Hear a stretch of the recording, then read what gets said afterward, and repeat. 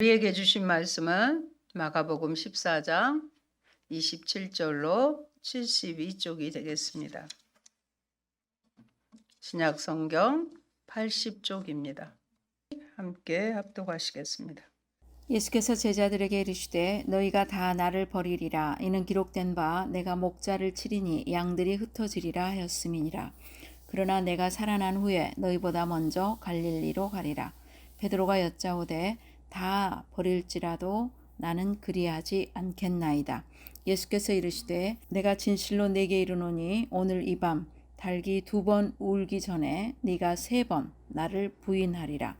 베드로가 힘있게 말하되 내가 주와 함께 죽을지언정 주를 부인하지 않겠나이다 하고 모든 제자도 이와 같이 말하니라. 그들이 겟세마네라 하는 곳에 이르매 예수께서 제자들에게 이르시되 내가 기도할 동안에 너희는 여기 앉아 있으라 하시고 베드로와 야고보와 요한을 데리고 가실새 심히 놀라시며 슬퍼하사 말씀하시되 내 마음이 심히 고민하여 죽게 되었으니 너희는 여기 머물러 깨어 있으라 하시고 조금 나아가사 땅에 엎드려 될 수 있는 대로 이때가 자기에게서 지나가기를 고하여 이르시되 아빠 아버지여 아버지께는 모든 것이 가능하오니 이 잔을 내게서 옮기시옵소서. 그러나 나의 원대로 마옵시고 아버지의 원대로 하옵소서 하시고 돌아오사 제자들이 자는 것을 보시고 베드로에게 말씀하시되 시몬아 자느냐 네가 1시간도 깨어 있을 수 없더냐 시험에 들지 않게 깨어 있어 기도하라. 마음에는 원이로되 육신이 약하도다 하시고.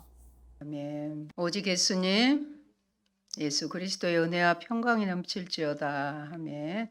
오늘 우리에게 주신 말씀은 마가복음 14장 27절로 72절입니다. 너도 갈릴리 사람이니 참으로 그 도당이로다 하는 설교의 제목입니다. 6월절에 새 언약을 제정하신 예수님은 제자들과 감람산으로 가셨습니다. 감람산은 올리브산이라는 것을 말씀드리겠습니다. 자신이 죽을 것과 제자들이 모두 도망할 것, 제자들의 배반을 예고하셨습니다. 이 말씀은 구약의 스가랴서의 말씀입니다. 스가랴서 13장 7절의 말씀. 빨리 한번 우리도 같이 보겠습니다. 만군의 여호와가 말하노라. 칼아 깨어서 내 목자 내 짝된 자를 치라. 목자를 치면 양이 흩어지려니와 작은 자들 위에는 내가 내 손을 들이우리라. 아멘.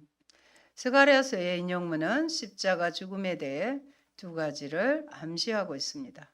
내가 목자를 치리라고 하셨습니다.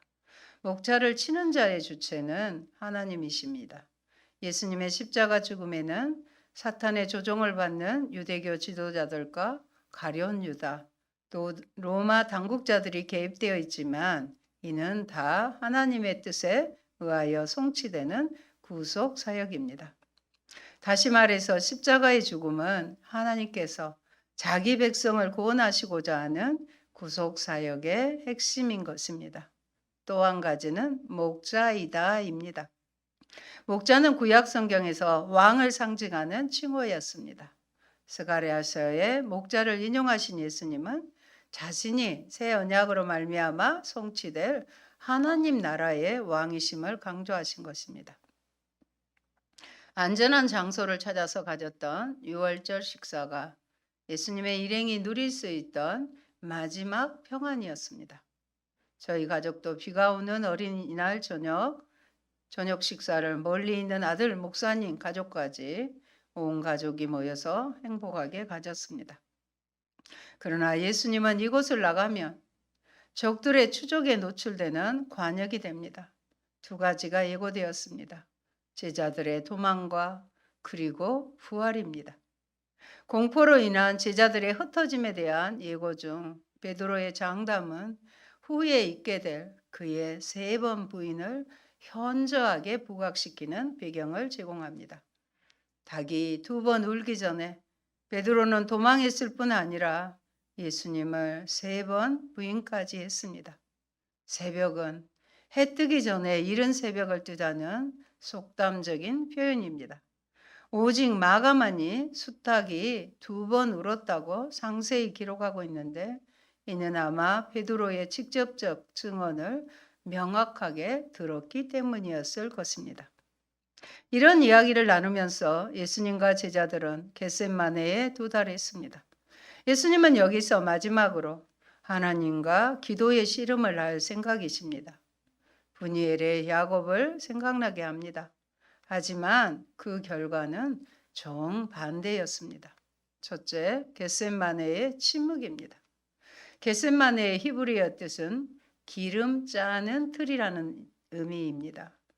감람산 기슭의 낡은 경사인 기드론 계곡 동쪽 편의 지명으로 원래는 올리브 농장이 있던 곳으로 지금도 몇백 년의 수령을 가진 올리브 나무들을 볼 수 있습니다.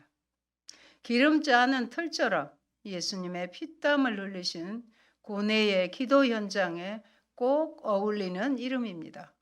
누가의 경우 장소와 연관해서 예수님이 기도할 때 땀이 땅에 떨어지는 핏방울 같이 되더라고 묘사했습니다. 아시는 것처럼 누가는 의사입니다. 그리고 땀을 흘릴 때 피가 섞일 수 있다는 것이 이제는 의학적 사실이라는 것도 저도 알게 되었습니다. 예수님은 감람산의 서쪽 언덕에 위치한 겟셋마네에서 밤이 깊도록 피땀을 흘리시며 기도하셨습니다. 제자들은 예수님이 체포당하시는 그 직전까지 무사 안일에 젖어 잠에 빠져 있었습니다. 마가는 순환과 십자가를 앞에 두고 애통하며 나아가는 예수님과 여전히 사태의 심각성을 깨닫지 못하고 영적 무지에 빠져 있는 제자들을 대조하고 있습니다. 육신의 고난과 죽음을 바로 눈앞에 두고 고통스러워하신 예수님께서는 그 애통의 기도 자리에 베드로, 야고보, 요한을 동참시키길 원하셨습니다. 예수님은 고민만 하고 계시지 않았습니다. 제자들을 동역자로 인정하고 기도를 부탁하셨습니다. 그러나 그들은 전혀 예수님의 기도에 협력하지 못했습니다. 이는 자신의 연약함을 아시고 하나님만을 예수님은 의지하고자 합니다. 예수님은 무릎을 꿇고 기도하셨습니다. 이는 하나님에 대한 경외심입니다. 예수님은 땀이 핏방울이 되기까지 기도하셨습니다. 히브리서 5장 7절은 예수님의 기도를 심한 통곡과 눈물로 간구와 소원을 올렸다고 기록하고 있습니다. 예수님의 기도는 피땀의 기도였습니다. 여러분, 후대의 모범이 되는 예수님의 기도에는 예수님 자신의 바램이 있었습니다. 그의 육신과 영혼은 마셔야 되는 마지막 잔을 원치 않으셨습니다. 그가 겪어야 할 정신적, 육체적 고통에 대한 두려움은 예수님으로 하여금 내 마음이 심히 고민하여 죽게 되었다는 나약한 발언을 낳게까지 만들었습니다. 종종 제자들을 믿음이 없다 하여 꾸짖던 선생의 모습으로서는 민망하기 그지없는 마지막 연약함이었습니다. 제자들에게 같이 기도해 달라고 애걸하기까지 합니다. 같이 동참하지 못하고 잠들어 버린 제자들 모습에 원망하는 것 같은 비탄마저 서슴지 않으십니다. 가장 기가 막힌 것은 아버지 되신 하나님의 침묵으로 일관되어 예수님의 기도가 세상 사람이 볼 때에는 철저하게 실패한 기도로 귀결되었다는 점입니다. 세례 받으실 때 하늘을 열어 사랑하는 아들이라 선언하시던 하나님, 변화산상에서 모세와 엘리야 및 모든 제자들에게 오직 예수의 말만 들으라고 선언하심으로 예수께 모든 권위를 부여하셨던 하나님께서 그 간절한 아들의 기도에 왜 이리 침묵하시는가? 여기서 예수님은 정작 자신의 신상에 관련된 문제를 놓고 3번씩이나 동일한 말로 기도했으나 마음의 소원을 이루지 못하셨습니다. 하나님께서는 그 고적한 겟셋마네의 밤에 칠흑보다 더 어두운 침묵으로 일관하셨습니다. 예수님은 겟셋마네에서 하나님의 응답을 받지 못한 실패한 기도의 주인공으로 낙인 찍혔습니다. 그의 적들이 이를 놓고 무엇라 비난을 했을까 상상해 보십시오. 저 친구가 남은 구원한다 하면서 자기 자신은 구원할 수 없구나. 그러나 육신을 입고 오신 예수님은 자신의 죽음까지도 기도로 극복하시는 모습을 보이셨습니다. 우리는 앞서 어렵고 힘든 일이 닥치면 먼저 좌절하며 자포자기하지 않은가요? 이제 우리도 주님처럼 기도로서 승리하는 믿음의 참 성도가 됩시다. 겟셋마네의 기도를 잊지 말고 기도로 승리하십시오. 두 번째, 성공한 기도와 실패한 기도입니다. 우리는 잘 알고 있습니다. 응답을 못 받은 것 같은 기도, 하나님의 깊은 침묵만이 대답이던 예수님의 이 기도는 모든 믿는 자가 본받아야 할 모범 기도입니다. 아버지의 뜻을 이루소서. 저는 죽기 싫어요. 그러나 아버지의 뜻대로 하소서. 제가 죽어야만 한다면 죽겠습니다. 아버지의 뜻을 이루소서. 이것이 인류 구원을 위한 십자가 고난의 심리적 고뇌였습니다. 여러분, 이 기도는 겉으로는 실패했으나 내면으로 볼 때는 성공한 기도입니다. 성공적인 기도란 하나님의 뜻이 이루어지는 것입니다.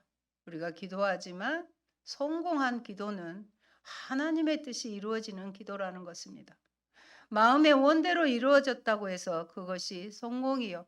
진정한 축복이 아닌 경우도 있습니다. 기도는 내 고집을 관철했다고 성공한 것이 아닙니다. 이스라엘이 반복하여 인간의 왕을 달라고 했을 때 하나님께서는 기뻐하지 않으셨습니다.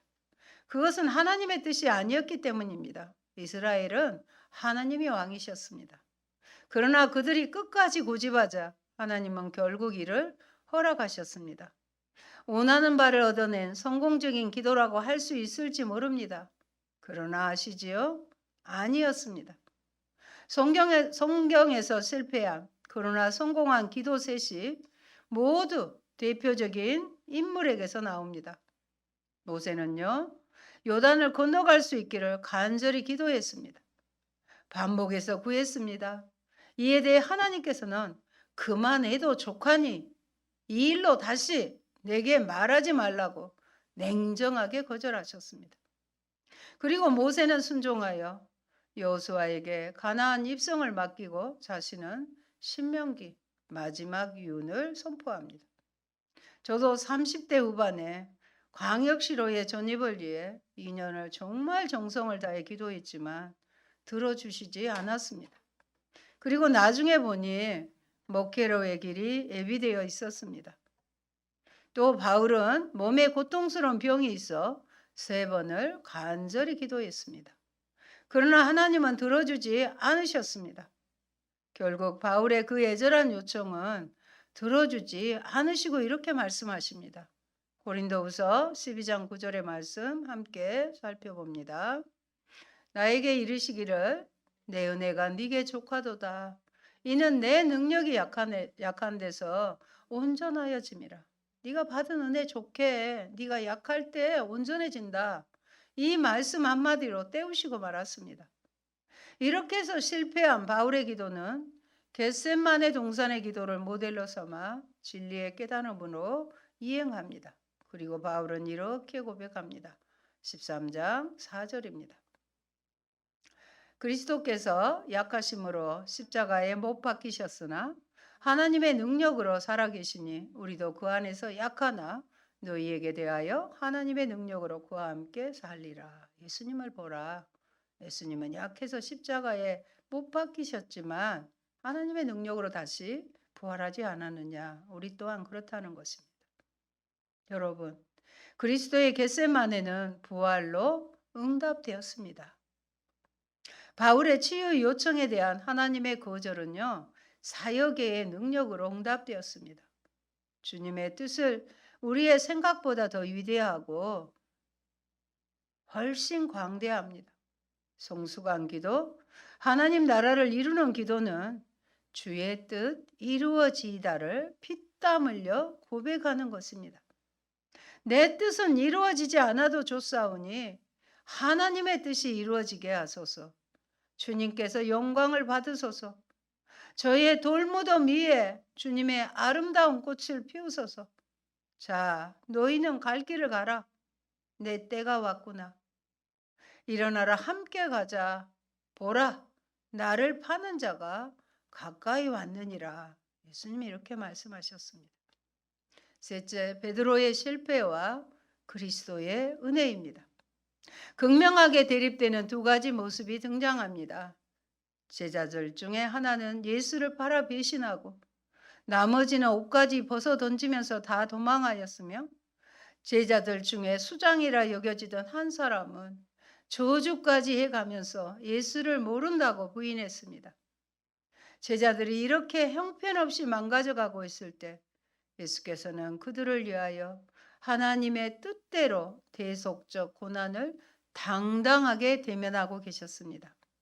예수는 권력자들의 신문에 용기 있게 진리를 선언하고 죽음을 향하여 의연하게 진입할 때 제자들을 대표하는 베드로는 한 어린 여자 종 앞에서 별것 아닌 방관자들의 질문에 기겁하여 예수를 부인하고 비참하게 무너져 버립니다.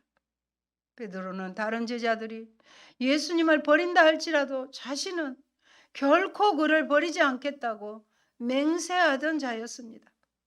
예수님께서는 제자들과 계속적으로 함께 하셨는데 그들은 죽음의 두려움 앞에서 주님과 함께 하기를 포기하였던 것입니다. 대제사장의 신문에 응하는 예수님의 모습은 제자들의 나약함에 대조되는 예수님의 자기 고백의 당당함입니다. 근거 없는 소문에 입각한 기소인은 일체의 침묵으로 일관하셨지만 네가 하나님의 아들이며 그리스도이냐?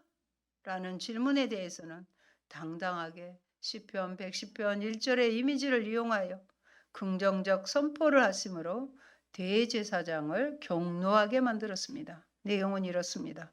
여호와께서 내 주에게 말씀하시기를 내가 내 원수들로 내 발판이 되게 하기까지 너는 내 오른쪽에 앉아 있으라 하셨도다.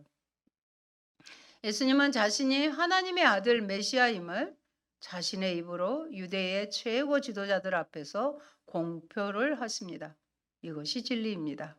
예수의 제자들도 우리도 이제 권력과 공중 앞에서 여러 사람들 앞에서 이 고백을 해야 합니다. 어떻게 해요? 마태복음 10장 32절 같이 보십니다. 누구든지 사람 앞에서 나를 시인하면 나도 하늘에 계신 내 아버지 앞에서 그를 시인할 것이요. 잠깐 생각이 나네요. 우리 자매님에게 주신 말씀으로 생각납니다. 여러분, 자신을 불법적으로 정죄하여 죽이려는 유대 종교 지도자들 앞에서 예수님은 도살장으로 끌려가는 어린 양처럼 잠잠하고 아무 대답도 하지 않으시고 구약의 애언을 성취하셨습니다. 바로 이것은 주님 자신이 온 인류를 대신하여 정죄당하시고 십자가 위에서 죽음을 맞이해야만 된다는 사실을 누구보다도 예수님께서 분명하게 인식하고 계셨기 때문입니다. 당시 사내들이는 이스라엘의 최고 법정으로 모세의 70인 장로 재판 제도를 받아들여 70명의 회원을 두었으며 대제사장이 의장직을 맡았습니다. 예수님의 재판은 공의의 원칙을 따르지 않는 불법 재판이었습니다. 그 이유를 말씀드립니다.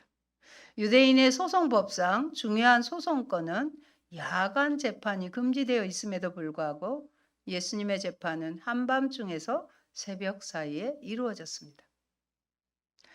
사내들인 공회는 광장이나 공회당에서 열려야 했음에도 가야바의 집에서 열렸습니다. 가야바의 집은 죄수를 가두는 감옥이 있었고요. 예수님은 벽에 매달린 채로 밤을 지내야 했습니다. 또 예수님에게는 변호인이 허용되지 않았습니다. 재판에는 변호인이 함께해야 됩니다. 또 중요한 소송건일 경우 적어도 이틀 동안에 걸쳐 재판이 진행돼야 한다는 미시나의 규정을 무시하고 하룻밤 사이에 모든 소송을 처리해 버렸습니다. 마지막 안식일이나 축일에는 법정 심리를 할 수 없음에도 불구하고 6월절에 소송이 진행되었습니다. 이러한 불법에도 불구하고 예수님께서 아무런 저항도 하지 않고 침묵하셨습니다. 사내들의 공회는 예수님에게 사형을 내릴 만한 증거를 찾지 못하였습니다.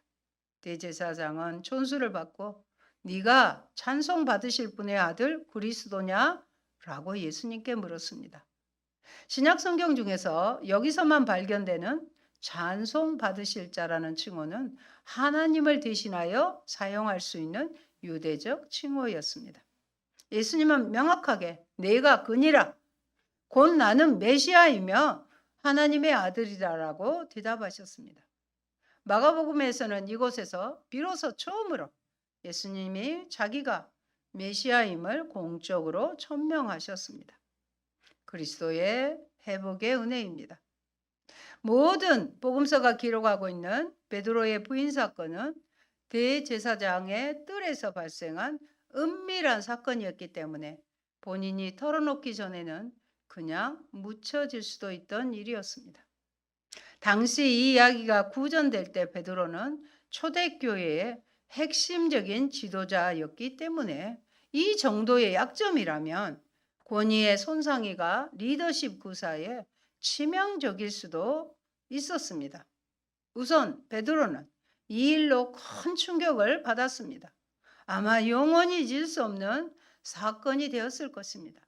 다른 사람이 다 주를 버린다 해도 자신은 죽을지언정 그러지 않겠다고 장담을 했으나 가장 비참하게 예수를 부인했습니다. 그렇게 큰 소리를 친 베드로가 다른 사람도 아닌 어린 여자 종이 앞에서 도대체 무슨 소리를 하는지 모르겠다며 시치미를 떼고 세 번째 사람이 물어왔을 때는 아예 저주와 맹세까지 하면서 예수를 모른다고 했습니다. 치명적인 잘못을 저지른 베드로였습니다. 베드로는 예수의 말씀을 생각하고는 울었습니다. 해안의 눈물이었습니다. 누가는 그가 밖에 나가 심히 통곡을 했다고 했습니다. 전설에 의하면 베드로가 설교를 하려고 단에만 서면 어디선가 다구는 소리가 환청으로 들려왔다고 합니다. 무척이나 고통스러운 기억이었을 것입니다. 여기서 끝났다면 베드로는 이 부끄러운 죄를 가슴 깊이 묻어두고 말았을 것입니다. 그런데 사랑하는 여러분, 하나님의 사랑은 이 수치스러운 실패를 덮을 만큼 충분하고 하게 높고 컸습니다. 죄가 더한 곳에 은혜가 더욱 넘쳤다는 바울의 말이 여기서 다시 적용됩니다. 예수께서는 베드로가 이 실패로 지난 모든 것을 마감하여 해안에 평생을 후회하는 일생을 살도록 내버려 두시지 않으셨습니다. 예수님이 다시 살아나신 것입니다. 무덤가의 천사가 예수의 시신을 찾아왔던 여인들에게 마가복음 16장 7절에 보면 가서 그의 제자들과 베드로에게 누구에게? 베드로에게 이르기를 예수께서 너희보다 먼저 갈릴리로 가시나니 전에 너희에게 말씀하신 대로 너희가 거기서 배우리라 하라 하는지라. 그 배신한 베드로의 이름을 다시 불러주신 것입니다. 예수 부활의 소식을 누구보다도 먼저 베드로에게 전하라는 것이었습니다. 바울이 고린도전서에서 부활의 목격자들을 순서대로 나열하는 곳에서도 그 첫 번째가 게바였습니다. 베드로였습니다. 15장 4절로 5절 한번 살펴봅니다. 장사 지낸 바 되셨다가 성경대로 사흘 만에 다시 살아나사 게바에게 보이시고 후에 12제자에게와 제일 먼저 12제자 가운데 게바를 기록하시게 하신 것입니다. 예수께서는 비참하게 다시 돌이킬 수 없는 선악과를 따먹는 베드로에게 자신을 보이셨습니다. 이것은 상상이 불허한 사랑이었습니다. 꾸중을 하고 네가 어떻게 그럴 수 있느냐고 따지기 위한 것이 아니었습니다. 아마 베드로는 다시 사신 주님을 배울 면목이 없었고 그 안에 두려움이 가득 차 있었을 것입니다. 그러나 다시 사신 그리스도께서 베드로를 찾으신 것은 따지고 꾸중하기 위한 것이 아니라 그를 다시 돌이켜 품으시기 위한 것이었습니다. 이런 사랑이 있기에 면목 없고 두려움에 가득 차 있는 저에게도 주님은 부활의 생명을 주셨습니다. 사람마다 지우고 싶은 흑역사가 있지 않으십니까? 알코올로 성전된 몸이 더럽혀지고 찌들어져 있을 때 주님이 포기하지 않으시고 찾아와 주십니다. 우리를 다시 돌이켜 품으시기 위함이었습니다. 그러기에 그 사랑을 알기에 주님을 우리는 배반할 수가 없는 것입니다. 요한복음에서 갈릴리 호숫가에 나타나신 부활하신 예수님의 이야기에서도 극명하게 드러납니다. 예수께서는 베드로의 영원한 상처인 세 번의 부인을 세 번의 사랑으로 상쇄시켜 그의 죄의식과 상처를 어루만지시고 그 안에 숨어있던 주님에 대한 사랑을 다시 끄집어내요. 내 양을 치라 명하여 그의 사명과 권위를 회복시키셨습니다. 동토오는 새벽에 모닥불을 피워놓으시고 찾아오신 것입니다. 마치 모닥불 앞에서 베드로가 세 번이나 예수님을 모른다고 부인했던 그 현장을 그대로 재현하신 것 같습니다. 부활의 그리스도가 보여주신 이 사랑이 있었기에 베드로는 과거의 수치를 끄집어내 후대에 알리기를 꺼려하지 않았던 것입니다. 그 크신 주님의 사랑을 말하지 않을 수 없었기 때문이었습니다. 실패를 극복하게 한 예수 그리스도가 있었기 때문에 그는 이 아픈 선악과 이야기를 끄집어내어 세상에 공표를 한 것입니다. 두려움으로 흔들리는 베드로의 모습은 고난과 박해 앞에서 믿음 없는 모습을 보이고 있는 당시의 성도들을 반영하고 있습니다. 베드로의 세 번에 걸친 부인은 겟세마네 동산에서 깨어 있으라는 예수님의 경고를 저버린 세 번의 실패와 일치합니다. 이렇게 가장 아픈 인간 실패의 이야기는 상한 갈대를 꺾지 않으시고 꺼져가는 심지를 끄지 않으시는 하나님의 사랑으로 포장이 되어 행복한 결말을 향합니다. 너도 갈릴리 사람이니 그 도당이로다. 너도 갈릴리 사람이니 그 도당이로다. 작은 자 앞에서 떳떳하지 못하고 실패했어도 부활하신 그리스도의 은혜를 입으셨다면 다시 일어서야 하지 않겠습니까? 기도합니다. 좋으신 아버지 감사합니다. 우리 주님, 저를 비롯한 우리 온 인류를 구원하시게 하여 십자가 대속의 죽음을 앞두고 피땀 흘린 겟세마네의 기도를 드렸지만 제자들은 깨어 있으라는 주님의 말씀을 아버지 지키지 못하여 베드로와 같은 제자의 대표도 세 번이나 예수님을 모른다고 부인하고 저주까지 해버렸습니다. 하지만 주님, 이 베드로를 살리시고 우리를 살리시기 위하여 다시 부활하시고 부활의 주님께서 다시 갈릴리 호숫가에서 만나 주시고 그 사랑을 회복시켜 주시고 다시금 사명을 주심을 감사를 드립니다. 하나님, 우리에게도 주님 앞에 부끄러운 기억들이 있습니다. 주님 용서하여 주시고 아버지, 그러나 그 사랑으로 다시금 회복시키사 우리도 부활의 증인으로 늘 주님과 동역하는, 주님 가까이에서 주님을 따라가는 저희들이 되기를 원합니다. 주님의 사랑 의심하지 않게 하시고 주님의 그 높고 크신 사랑 안에서 다시금 힘을 얻어 부활의 능력으로 일어나 빛을 발하는 저희가 되게 하여 주시옵소서. 그리하여 이제는 사람 앞에서도 당당히 예수님을 증거하고 시인하는 저희들 되게 하옵소서. 예수님 이름으로 기도합니다. 아멘.